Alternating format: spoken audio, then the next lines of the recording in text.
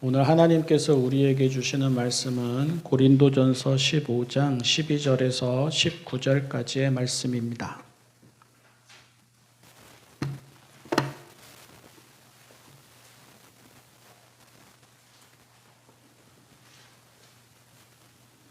세번역 성경 신약 301조 고린도전서 15장 12절에서 19절까지의 말씀입니다.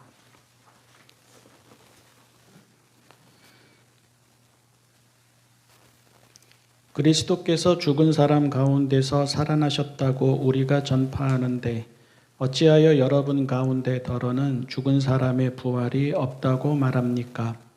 죽은 사람의 부활이 없다면 그리스도께서도 살아나지 못하셨을 것입니다.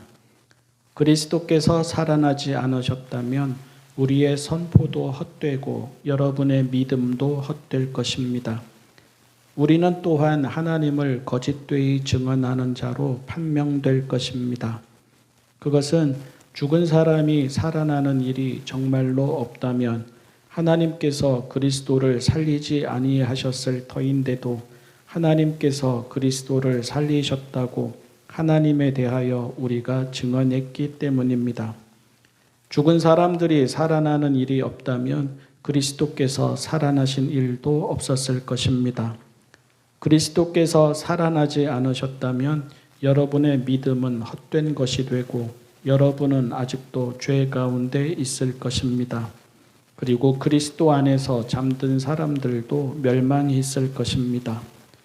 그리스도 안에서 우리가 바라는 것이 이 세상에만 해당되는 것이라면 우리는 모든 사람 가운데서 가장 불쌍한 사람일 것입니다. 아멘. 종교들마다 내세에 대한 이야기가 있죠. 아니, 내세는 종교인 아닌 사람들의 말에도, 심지어 나는 내세를 믿지 않는다 이렇게 말하는 사람들의 말에도 무의식적으로 들어가 있을 만큼 오래되고 깊고 강한 그러한 관념입니다. 반려동물을 키우던 사람들은 이제 반려동물이 죽으면 무지개 다리를 건넌다라고 말합니다. 나중에 우리가 세상을 떠나면 무지개 다리를 건넌 그 반려동물이 제일 먼저 나와서 맞이한다고 합니다. 반려동물을 키우는 사람들은 이 이야기를 다들 좋아합니다.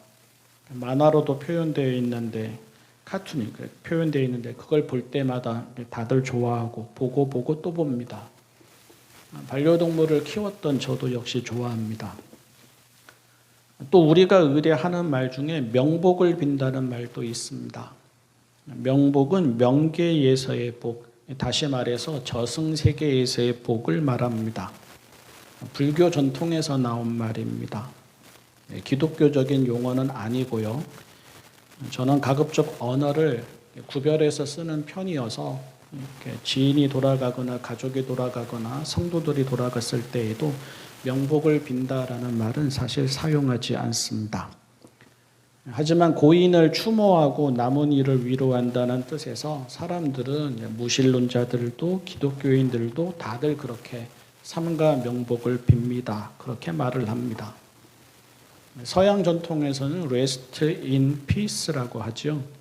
평안히 잠드시오, 평안히 쉬시오라는 말인데 이것도 종교에 상관없이 그리고 내세에 대한 믿음의 여부에 상관없이 추모의 말로 사용합니다. 자, 그러면 부활도 그런 것입니까? 글자로만 보면 부활은 다시 산다는 이야기입니다. 죽지만 죽음으로 끝나지 않고 종말에는 다시 살아나서 영원히 산다는 이야기입니다. 기독교가 대중적으로 내세를 말하는 방식이고 또 기독교인들이 내세를 기대하는 가장 대중적인 방식입니다. 그런데 부활은 사실 사람이 죽고 나서 어떻게 되느냐 하는 이야기와는 초점이 다릅니다. 사람이 죽지 않고 계속 살 수 있느냐 하는 이야기와도 초점이 다릅니다. 죽음 이후에도 우리 사람에게는 살아갈 다음 세상이 있고 그 세상에서는 죽지 않고 평안히 살아가느냐 하는 이야기와도 초점이 다릅니다. 흔히들 죽음과 내세에 대한 관념이 종교의 필요성을 만들어냈다고들 합니다. 그것이 네안데르탈이나 호모사피엔스 같은 그 옛날 인류에게서부터 보인다고 합니다. 그런데 성경이 말하는 부활의 초점은 죽음이나 내세 그 자체에 있지 않습니다. 성경이 말하는 부활을 이해하려면 죽지 않는다는 말이나 다시 산다는 말을 잠깐 옆으로 제쳐두어야 합니다. 또 내세에 대한 관심도 잠시 제쳐두어야 합니다. 비슷한 말들이 있죠. 비슷한 부류의 말들. 영혼불멸, 사후세계, 명계에서의 복, 생명의 지속이나 연장, 생명의 소생이나 환생 이런 것들과 또 연관시키지 말아야 합니다. 성경의 신앙인들이 믿어온 것은 하나님의 승리와 하나님의 구원입니다. 그들은 악이 이기는 것 같아도 선이 이긴다고 믿었습니다. 불의가 이기는 것 같아도 정의가 이긴다고 믿었습니다. 폭력과 권력이 이기는 것 같아도 사랑과 자비가 이긴다고 믿었습니다. 하나님이 지으신 세상이기에 하나님이 다스리신다. 하나님이 지으신 세상이기에 하나님의 뜻이 이루어진다. 하나님이 지으신 세상이기에 하나님이 바로잡으신다. 하나님이 지으신 세상이기에 하나님이 승리하신다. 이것이 성경의 신앙인들이 품어온 굳건한 믿음이었습니다. 그런데 우리도 경험하지 않습니까? 현실은 그들이 경험한 현실은 믿음과는 달라도 너무나 달랐습니다. 사랑과 자비와 정의와 평화는 보이는 듯 하다가도 보이지 않았습니다. 이루어지는 듯 하다가도 이루어지지 않았습니다. 믿음으로 산다는 말이 허무하게 여겨지기 일쑤였습니다. 하나님을 향한 희망이 망상처럼 여겨지거나 망상처럼 조롱받기 일쑤였습니다. 의인들은 좋은 날을 보지 못하고 죽어갔고 악인들은 대를 이어서 영화를 누렸습니다. 성경을 찬찬히 읽어보면 드러나지만 구약의 처음 신앙인들은 사실 내세에 대해서는 별로 관심이 없었습니다. 하나님의 뜻은 이 땅에서 이루어진다고 믿었습니다. 우리가 죽고 나서의 생명은 내세로 이어지는 것이 아니라 자손들에게로 이어진다고 믿었습니다. 그래서 구약의 처음 신앙인들이 두려워한 것은 자녀 없이 자손 없이 죽는 것이지, 다시 말해서 대가 끊어지는 것이었지 자신의 육체적인 죽음은 아니었고 또 내세에 대한 두려움도 아니었습니다. 하나님이 주시는 복과 은혜는 내세에서의 보상이나 평안이 아니라 자손들을 통해서 대대로 이어져 간다고 믿었습니다. 그들에게는 하나님의 나라도 땅에서의 나라이었습니다. 하나님의 승리와 구원도 땅에서의 승리와 구원이었습니다. 그들이 옳다는 말이 아닙니다. 우리도 그렇듯이 그들도 희미하게 하나님을 알고 부족하게 하나님을 알았던 것이고, 우리도 그렇고 그들도 그렇듯이 믿음의 시간이 지나면서 또 경험이 쌓이면서 인생의 중대한 고비를 겪으면서 믿음이 자라나고 깊어지는 것이니까 이제 그들도 그렇게 되어가는 것입니다. 다만 그들이 처음에는 그렇게 믿었다는 말입니다. 그런데 아까도 이야기했듯이 살아보니 그렇지 않았습니다. 나쁜 놈이 사라지면 더 나쁜 놈이 나타났습니다. 좋은 일이 생기는 것 같으면 그것을 뒤집는 악한 일이 일어났습니다. 믿음을 지키면서 의롭게 살아가는 이들이 고생만 하다가 죽어도 세상은 잘만 돌아갔습니다.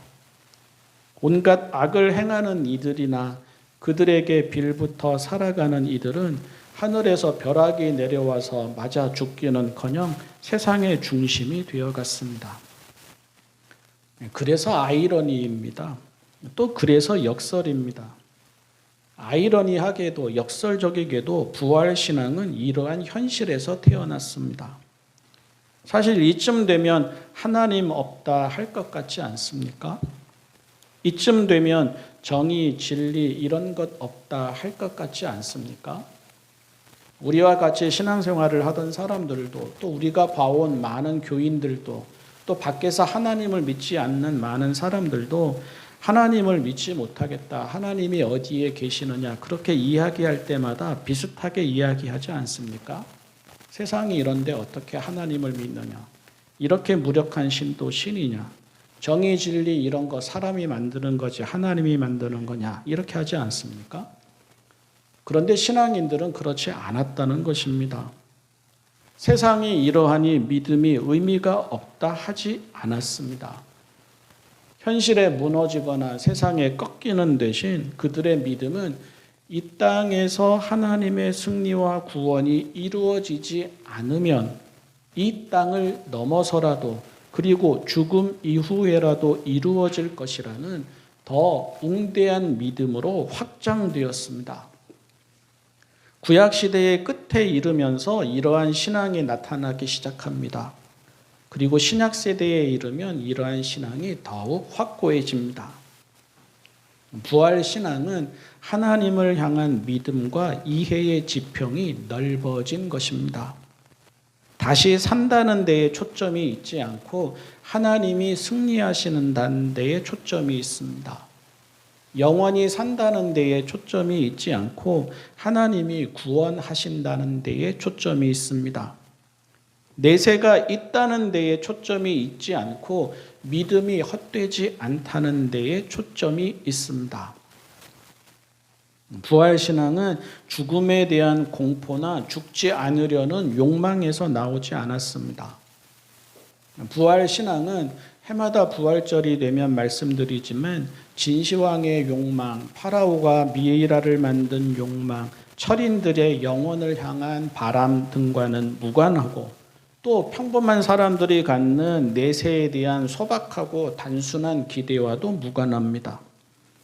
부활신앙은 지금 세상이 어떠하든 끝에는 사랑과 자비와 정의와 평화와 생명이 이긴다는 굳건한 믿음에서 나왔습니다.